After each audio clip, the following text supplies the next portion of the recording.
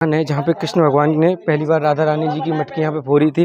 दोस्तों ये स्थान यहाँ पे सांकरी खोर आप देख सकते हैं। यहाँ पे ठाकुर जी के हाथों के निशान भी आपको यहाँ देखने के मिलेंगे। और दोस्तों इस स्थान पे ही यहाँ पे माखन मिश्री का यहाँ पे भोग लगाया जाता है। दोस्तों जो मैं आपको दिव्य दर्शन में आपके कराने वाला हूँ, तो आप देखिए यहाँ पे देखिए अभी रूपी हनुमान जी के यहाँ पे चिन्ह दिखाई देगा। उसके बाद आपको यहाँ पे शेषनाग का भी यहाँ पे चिन्ह दिखाई देगा। उसके बाद हमारी कामधेनु गाय थी, उनका चिन्ह आपको यहाँ दिखाई देगा। और ये बैठक पे ले चलता हूँ ऊपर, नज़दीक से आपको ठाकुर जी की बैठक के दर्शन मैं आपको करवाता हूँ। तो नमस्कार दोस्तों, स्वागत है आपका हमारे यूट्यूब चैनल में। दोस्तों जो मैं आज आपको स्थान दिखाने वाला हूँ दोस्तों, इसको सांकरी खोर कहा जाता है। दोस्तों ये स्थान वह है जहाँ पे कृष्ण भगवान ने राधा रानी जी की मटकी पहली बार यहाँ पे फोड़ी थी। दोस्तों यही स्थान है जहाँ पे राधा रानी और उनकी सखियाँ यहाँ से ही लेके कृष्ण मतलब मथुरा यहाँ से लेके माखन और मिश्री यहाँ से लेके जाया करती थी। इसी स्थान पे मैं आपको स्थान दिखाता हूँ, पवित्र स्थान मैं आपको दिखाने वाला हूँ जहाँ पे राधा रानी जी ने पहली बार राधा रानी जी की कृष्ण भगवान ने मटकी पहली बार फोड़ी थी।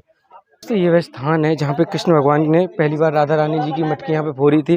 दोस्तों ये स्थान यहाँ पे सांकरी खोर आप देख सकते हैं। यहाँ पे ठाकुर जी के हाथों के निशान भी आपको यहाँ देखने के मिलेंगे। और दोस्तों इस स्थान पे ही यहाँ पे माखन मिश्री का यहाँ पे भोग लगाया जाता है, क्योंकि राधा रानी जी को यहाँ से दोस्तों यहाँ पे जैसे हम आगे चलेंगे तो सबसे पहले हम यहाँ पे अपना मस्तक यहाँ पे आप टेक के चलेंगे और आप मैं ऊपर लेके चलता हूँ। दोस्तों ये स्थान जहाँ पे गोपियाँ मथुरा के लिए जाया करती थी, इसी स्थान से यहाँ से जाया करती थी, जिसको सांकरी खोर आज के समय में कहा जाता है। यहीं इसी स्थान से राधा रानी और उनकी सखियाँ यहाँ से माखन मिश्री लेके जाया करती थी। और यहाँ पे कृष्ण भगवान इसी स्थान पर दुबक्के दोस्तों यहाँ पे कृष्ण भगवान दुबके रहते थे उनके अपने सखाओं के साथ में। और जब उनकी राधा रानी और उनकी सखियाँ यहाँ से माखन मिश्री लेके निकलती थी तो इसी स्थान पे वो उनकी पीछे से मटकियाँ फोड़ दिया करते थे। अब मैं आपको इसी ऊपर चलता हूँ, मैं आपको दिखाता हूँ ठाकुर जी के यहाँ पे उनके हाथों के निशान भी आपको यहाँ पे देखने को मिलेंगे। चलिए दोस्तों, बहुत ही ये पवित्र स्थल है यहाँ। देखिए दोस्तों ये स्थान है इस ठाकुर जी के हमारे के हाथों के यहाँ पे निशान आप यहाँ पे देख सकते हो। कृष्ण भगवान के यहाँ पे बाल्यपन के यहाँ पे हाथों के निशान अभी इस पर्वत पे बने हुए हैं। अब मैं तो आपको ऊपर लेके चलता हूँ। चलिए दोस्तों, कृष्ण यहाँ पे राधा रानी जी की यहाँ पे मटकी पहली बार फोड़ी थी, तो यहाँ पे भक्त आज भी मटकी फोड़ते हैं इस स्थान पर और माखन और मिश्री का यहाँ पे भोग लगाते हैं। तो मैं आज आपको ऊपर लेके चलता हूँ, ऊपर दिखाता हूँ मैं आपको। चलिए दोस्तों, आप भक्तों की भीड़ देख सकते हो किस प्रकार यहाँ पे निकल रहे हैं भक्त। यहाँ पे ये पर्वत यहाँ से निकलते, कहते हैं यहाँ पे नंगे पैर यहाँ से निकलते हैं। नंगे पैर अगर यहाँ से इस पर्वत से निकलते हैं तो हमारे कहते हैं सारे पाप यहाँ धुलते हैं, हमारे मतलब तन और मन पवित्र हो जाता है दोस्तों। आप पर्वत पे भी देख सकते हो दोस्तों भक्तों की भीड़ किस प्रकार है यहाँ पे। आप मेरे पीछे देख रहे हो ये ठाकुर जी का यहाँ पे मंदिर है, यहाँ पे कृष्ण भगवान का मंदिर है। और इसी की जस्ट आप ऊपर चढ़ के से आएंगे तो ठाकुर जी के दर्शन आपको यहाँ पे होंगे। और आप इधर देखेंगे तो हनुमान जी का छोटा सा मंदिर बना हुआ है, आपको हनुमान जी के भी यहाँ पे दर्शन होंगे इसी पर्वत पर। दोस्तों जो मैं आपको दिव्य दर्शन में आपके कराने वाला हूँ, तो आप देखिए यहाँ पे देखिए अभी रूपी हनुमान जी के यहाँ पे चिन्ह दिखाई देगा। उसके बाद आपको यहाँ पे शेषनाग का भी यहाँ पे चिन्ह दिखाई देगा। उसके बाद हमारी कामधेनु गाय थी, उनका चिन्ह आपको यहाँ दिखाई देगा। और यहाँ पे जो हाथी थे उसके हाथी का चिन्ह आपको यहाँ दिखाई देगा। और यहाँ पे आप बलराम भगवान का आप देखोगे जो चिन्ह आप यहाँ पे देख सकते हो, शेर की आकृति का ये चिन्ह यहाँ पे बना हुआ है। ये बड़ी दिव्य दर्शन है यहाँ के, आप यहाँ पे देख सकते हो इस पर्वत में। और आपको ऊपर आपको वहाँ पे दर्शन कराए, वहाँ पे जो ठाकुर जी के हाथन के जो निशान थे वो मैंने आपको वहाँ पे दर्शन कराए। वहाँ पे ठाकुर जी के हाथों के निशान वहाँ पे बने हुए हैं। अब ऊपर देखोगे तो दोस्तों वहाँ पे ठाकुर जी की बैठक है। यहाँ पे 2 पर्वत हैं दोस्तों, ये 2 पर्वत, एक पर्वत ये राधा रानी जी के नाम से विख्यात है, वहाँ पे ठाकुर जी के नाम से ये पर्वत है जिसको सकरी गली कहा जाता है। दोनों पर्वत यहाँ पे और पर्वत देखोगे तो आप ये पर्वत काले रंग का है और ये आप देखोगे तो ये भूरे रंग का पर्वत है। दोस्तों यहाँ पे यही स्थान है जहाँ पे कृष्ण भगवान यहाँ पे नृत्य किया करते थे, यहाँ पे और 2 गोपियों के साथ में, जहाँ गोपियाँ उनको घेर लिया करती थी। और इसी स्थान से यहाँ पे जहाँ पे गोपियाँ राधा रानी स्थान से यहाँ पे इन सकरी गलियों से नकला करती थी, जहाँ पे कृष्ण भगवान उनकी मटकियाँ फोड़ दिया करते थे।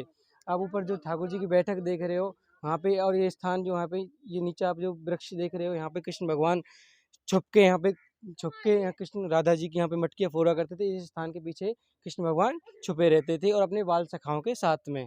की बैठक पे ले चलता हूँ ऊपर, नज़दीक से आपको ठाकुर जी की बैठक के दर्शन मैं आपको करवाता हूँ। चलिए मैं आपको ऊपर पर्वत पे नज़दीक से आपको दिव्य दर्शन मैं ठाकुर जी की बैठक के कराता हूँ। चलिए दोस्तों, आप इन रास्ता न देख रहे हो कितने तिरछे रास्ता है, ये पहाड़ों की कट देख सकते हो कितने तिरछे रास्ता से हम जा रहे हैं ऊपर ठाकुर जी की बैठक पे। तो मैं आपको दिव्य दर्शन ठाकुर जी की बैठक के कराता हूँ। थोड़ा सा पर्वत पे ऊपर चढ़ना पड़ेगा। आप यहाँ पे ऊपर चढ़ोगे तो आप देखोगे हनुमान जी के बाल स्वरूप। यहाँ पे आप बंदरों के दर्शन आपको यहाँ पे होंगे। पे सामने देख रहे हो ठाकुर जी की बैठक है यहाँ पे, ये आप देख सकते हो ठाकुर जी बैठक। ये भगवान हमें यहाँ ठाकुर जी की बैठक के बारे में यहाँ पे बताएंगे। तो प्रभु जी आप यहाँ की बैठक के बारे में एक बार विस्तार से बताइए एक बार। जय श्री राधे। जहाँ आप खड़े हो इस जगह का नाम सांकरी गली, और ठाकुर जी की वल्लभाचार्य जी की 24 बैठक हैं ब्रज के अंदर। वैसे पूरे देश में 84 बैठक हैं।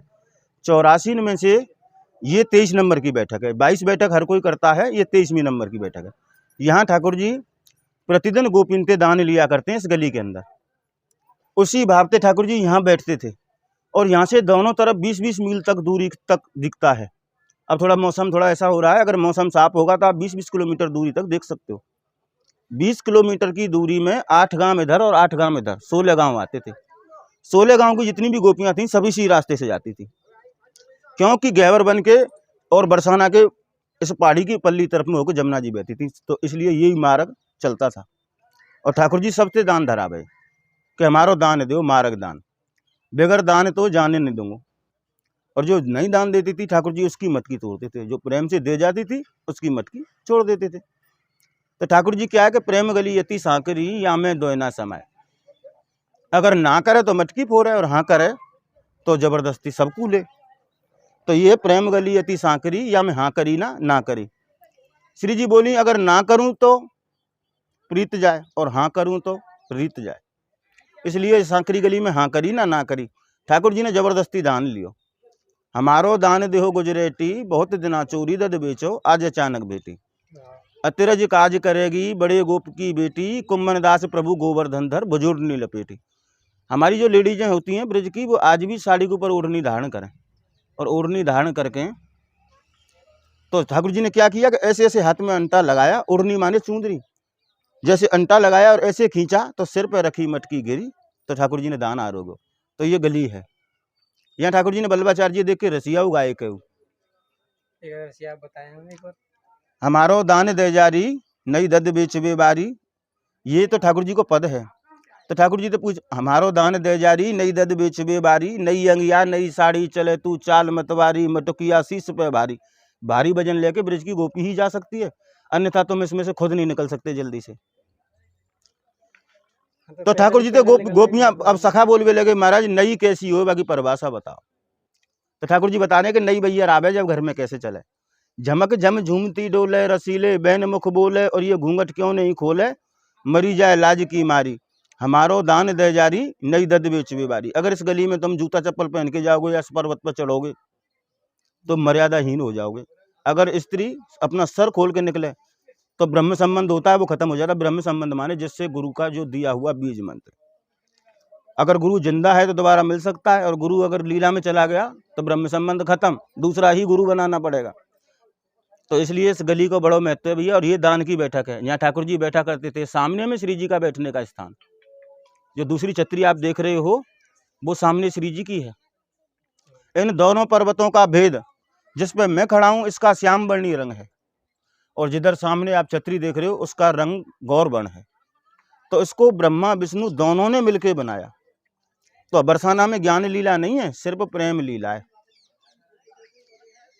ऊदो सूदो है गयो सुन गोपिन के बोल, और ज्ञान बजावे दुमदुमी और प्रेम बजावे ढोल। जहाँ ढोल की आवाज होगी वहाँ दुमदुमी कितनी सी बोलेगी। तो इसलिए हमारे यहाँ प्रेम लीला है। प्रेम से अगर आओगे तो सब कुछ हुए। तो सांकरी गली प्रेम गली है, दान गली है। इस गली में दान लियो ठाकुर जी ने, वाई भाव थे आज ग्वाल वाल यहाँ दान लें। जय श्री राधे। प्रभु जी ने हमें ठाकुर जी की बैठक के बारे में विस्तार से बताया। ये हमारे श्याम जी की बैठक है। आप उधर देखोगे तो राधा रानी जी की बैठक है, आप वहाँ पर देख सकते हो। तो दोस्तों चलिए मैं आपको और थोड़ा सा पर्वत पे ऊपर लेके चलता हूँ। मैं आज आपको ठाकुर जी बैठे पूरे पर्वत पर मैं आपको लेके चल रहा हूँ। यहाँ पे इस पर्वत में आप देख सकते हो कैसी रास्ता है, इस रास्ते से हम चढ़ के ऊपर जा रहे हैं। हाँ, ठाकुर जी ने 2 लीला करी हैं। पहली लीला तो ठाकुर जी ने नवविलास करो 9 दिन, और दूसरी लीला यहाँ गरबा रमे हो।